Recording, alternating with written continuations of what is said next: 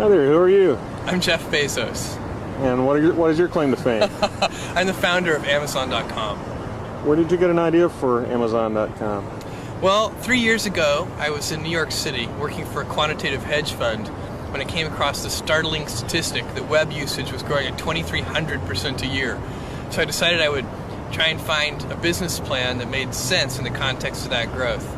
And I picked books as the first best product to sell online, after making a list of like 20 different products that you might be able to sell. And books were great as the first best, because books are incredibly unusual in one respect, and that is that there are more items in the book category than there are items in any other category by far. Music is number 2. There are about 200,000 active music CDs at any given time. But in the book space, there are more than 3 million different books worldwide active and in print at any given time across all languages. More than 1.5 million in English alone. So when you have that many items, you can literally build a store online that couldn't exist any other way. And that's important right now because the web is still an infant technology. Basically right now, if you can do things using a more traditional method, you probably should do them using the more traditional method. What kind of inventory do you keep?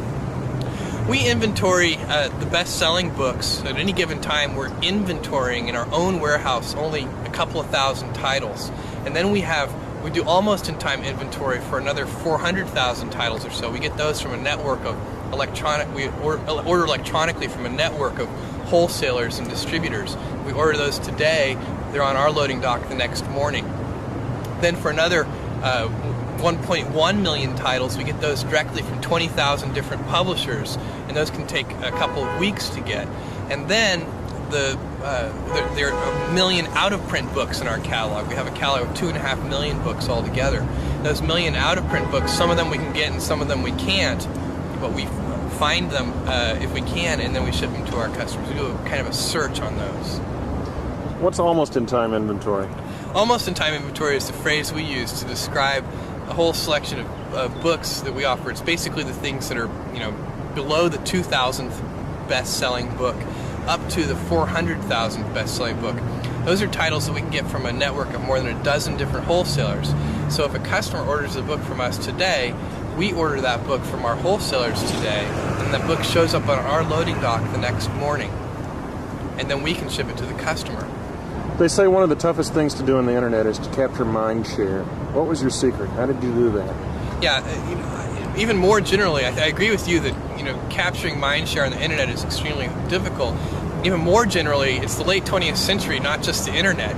Capturing attention. Attention is the scarce commodity of the late 20th century.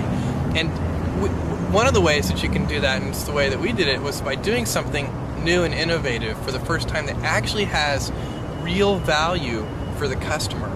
That's a hard thing to do, but if you do that, then newspapers will write about what you're doing, customers will tell other customers, and you'll get a huge sort of word-of-mouth fan-out, and that can really drive and accelerate businesses, and that's what happened with us. In the first year of opening Amazon.com to the public, we didn't do any paid advertising, and all of our growth was fueled by word-of-mouth and media exposure. I saw little ads at the bottom of the column of the New York Times. That was our very first advertising. We don't do that anymore, but at the very beginning, we did little tiny ads at the bottom of the front page of the New York Times. I thought that was very clever. It's sort of using a URL as a macro, because I read... That it expands. We're a bookstore, click here. Right. That's a great way to think of it. And it worked very well, apparently.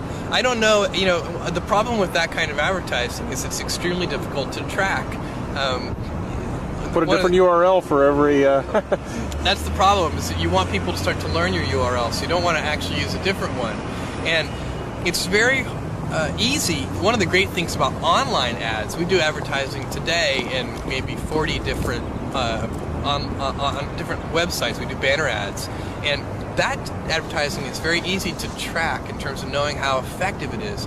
So we know for each piece of creative in each venue, not only how many click-throughs we get, but how many sell-throughs we get, and how many dollars of revenue it generates per ad dollar spent on that creative in that venue. And that is a sort of a marketer's nirvana in a certain sense.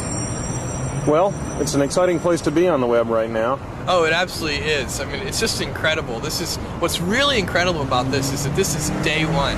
This is the very beginning. This is the Kitty Hawk stage of electronic commerce. We're moving forward in so many different areas, and lots of different companies are as well. And the late 20th century is just a great time to be alive. You know, we're going to find out that I think a millennia from now, people are going to look back and say, wow, the late 20th century was really a great time to be alive